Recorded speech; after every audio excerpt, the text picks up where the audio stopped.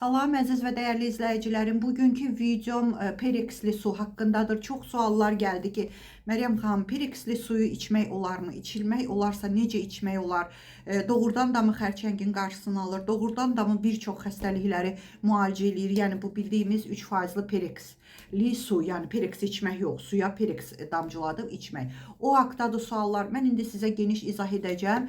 Çalışacağım ki, geniş izah eləyim. Kimin marağı yoxdursa çox xahiş edirəm. Mən sizə məcbur etmirəm ki, mənim videolarıma baxasınız və özünüzü bəzi bir-iki ünsürlər özünüzü çox dəyərli bilməyin. Mən bu videolarımı mənim üçün çox dəyərli olan, əziz olan, səviyyəsi öz səviyyəmə uyğun, tərbiyələri öz tərbiyəmə uyğun, savadlı, dəyərli insanlar üçün çəkirəm. Hansı ki, dəyər verirlər əziyyətimə, sağ ol yazırlar, şərhlər yazırlar, öz dualarını yazırlar, dua sahibi olasınız əziz insanlar. Yəni mən də yorulmadan, usanmadan sizin suallarınıza cavab verəcəm əzizlərim.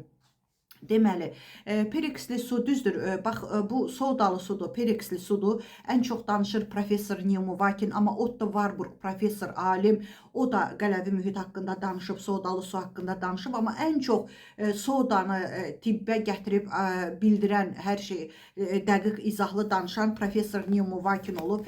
Baxın, professor Niyomavakin akademik, budur, bilim insanı, 200-dən çox elmi işlərin imzasını atıb elmi işlərə və kosmonavtların həkimi olub. Özünüz də YouTube'da yazsanız görəcəksiniz və soda haqqında da, Perexli su haqqında da ən çox professor, akademik, alim Niyomavakinin yazıları var. Bu kitabında da yazıb. Baxın, xərçəng xəstəliyi, rak haqqında, deməli, səbəbi və profilaktikası. Xərçəng xəstəliyinin yaranma səbəbi və profilaktikası haqqındadır bu kitab. Bu kitab deyil. Mən ömrümü dediyim kimi, yəqin ki, bir travma aldığım, çünki atam, bacım, Allah ölənlərinizə rəhmət eləsin, qulağımızdan uzaq 55 yaşında xərçəkdən rəhmətə getdikləri üçün bu niyə sualı, nəyə görə bacım, atam, nəyə görə ikisi də belə cavan rəhmətə getdi, məndə bir travma halı aldı. Baxmayaraq ki, ixtisasım mənim Rusiyada almışam təhsilimi, nutrisiolog, diyetolog olmağıma baxmayaraq xərçəng xəstəliyi haqqında bütün professorların, alimlərin, bilim insanlarının kitablarını oxumuşam, sayı hesabı yoxdur.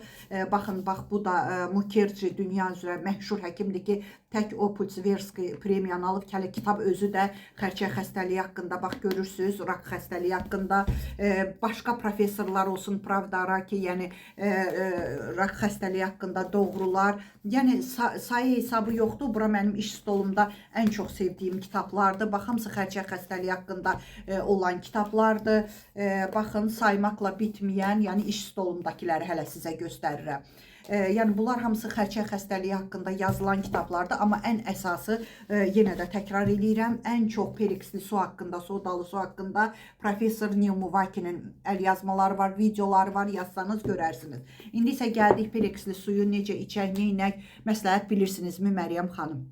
Belə deyim, sodalı suyu mən heç kimə məcbur eləmirəm, qələvi mühit yaratdığı üçün, qələvi mühiti də qriboklar, göbələklər, yəni sonra kistalar, fibromalar, xərçəng hüceyrələri sevmədiyi üçün uzun illərdir mən sodalı su içirəm, tək özüm yox, bütün ailədə içirik. Mən içən vaxtı heç onda internet yox idi, mən Rusiyada yaşamışam uşaqlığımdan, zdaroya verilişi var idi, sağlamlıq haqqında danışırılırdı, orada professor Niyomavakin dəfələrlə qonaq olurdu və ona qulaq asıb içmişəm. Mən illər əvvəl, həm də mən professor Niyomavakinin kitablarını 20 il bundan qabaq oxumuşam. Yəni ki, ilk çıxan nüsxələrindən oxumuşam professor Niyomavakinin kitablarını, ilk çapdan çıxan kitablarından.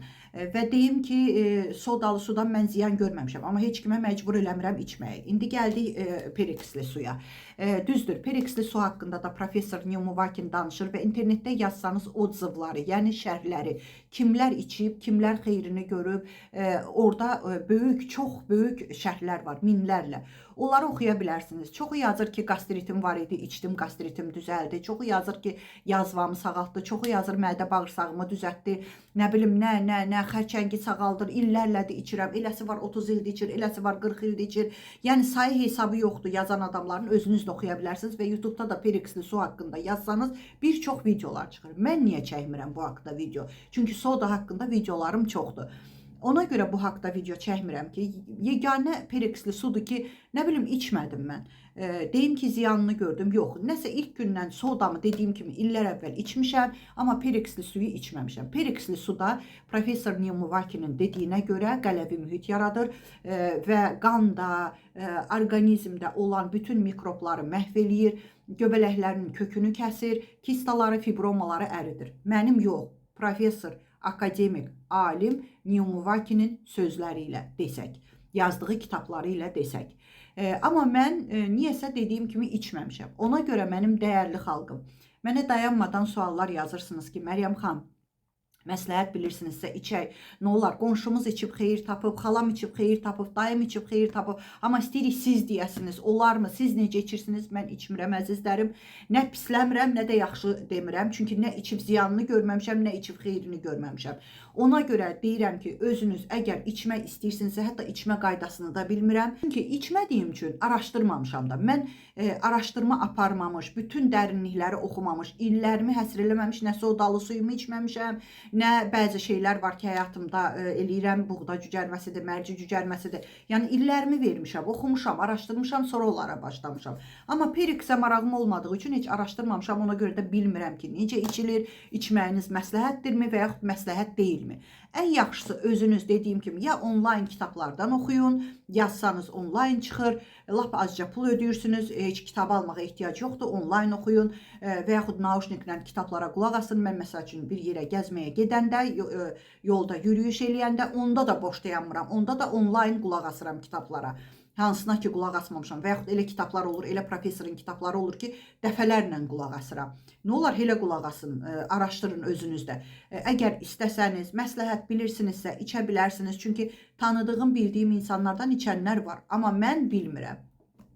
Ona görə ən yaxşısı özünüz araşdırın, uşaqlara ümumiyyətcə olmaz, hamilələrə olmaz. Məsləhət bilirsinizsə için və yaxud içməyin. Bu sizin öz məsləhətinizdir. İndi isə onu deyim ki, mənim əzizlərim, əgər sağlam həyat tərzi sürmək istəyirsinizsə, tam sağlam bağırsaqlarınızın saat kimi işləməyini istəyirsinizsə, deyəcəksiniz ki, necə Məryəm xanım?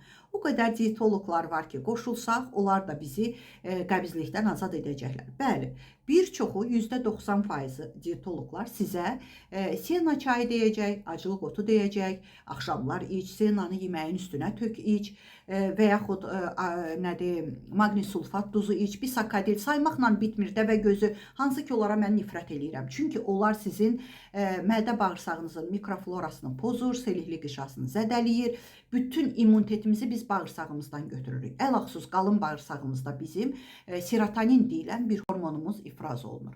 Amma siz onu məhv eləyəndə orada şərait yaradırsınız, pis qidalanırsınız, sağlam olmayan qidalarla, orada və yaxud sena çayı, acılıq otu, qara kömürü gündə içirsiniz, şərait yaradırsınız o bizə lazım olmayan bakteriyalara, biri məhv olur, bir neçəsinin yerinə orada şərait yaradırsınız, yediklərinizlə daha çox əmələ gəlirlər. Nə o serotonin ifraz oluna bilmir, immunitetiniz düşür, pis xəstəliklərə gətirib çıxardır.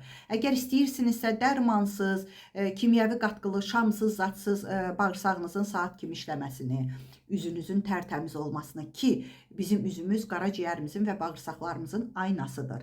Əgər bağırsaqlarımız yüklənməyibsə, qaraciyərimiz yüklənməyibsə, demək ki, toksinlər orqanizmdən gündəlik normal vəziyyətdə çıxır və biz özümüzü xərçəng xəstəliyindən qorumuş oluruq. İstəyirsinizsə buyura bilərsiniz qrupuma ki, qrupuma gələn kimi sizin üçün peelinglər atacağım, üzünüz par-par parıldayacaq. Sizə saçınızın gözəllik sirrini öyrədəcəm, dırnaq göbələyindən azad olmağın sirrini öyrədəcəm və daha nələr. Bəli, yekə qarından da azad olacaqsınız. Amma mən sizə nə arıqlama çayı, nə arıqlama kofesi, nə arıqlama şokoladı satmayacağım, çünki onlar çox zərərlidir. Bütün bu saydıqlarım, əzizlərim, bircə dəfə 20 manat ödəməklə baş verir. Düz eşitdiniz, hər ay ödəmirsiniz, cəmi bircə dəfə. Və bəylər üçün ayrıdır qrupum, xanımlar üçün ayrıdır qrupum. Buyura bilərsiniz, WhatsApp nömrəmi indi səsli şəkildə tələffüz edəcəm. Amma düzgün yazsanız, tapacaqsınız WhatsApp nömrəmi. Düzgün yazmasanız, nəsə ora əlavələr etsəniz özünüzdən, rəqəm, tiri, nə bilim, nöqtə tapmayacaqsınız. Ağzımdan çıxan kimi necə tələffüz edirəmsə o cürə.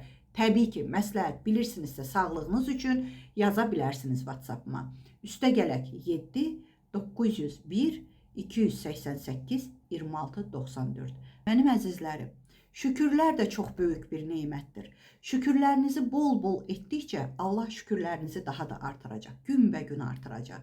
Şikayətlərinizi də azaldın ki, şikayətləriniz azalsın. Sağ olun.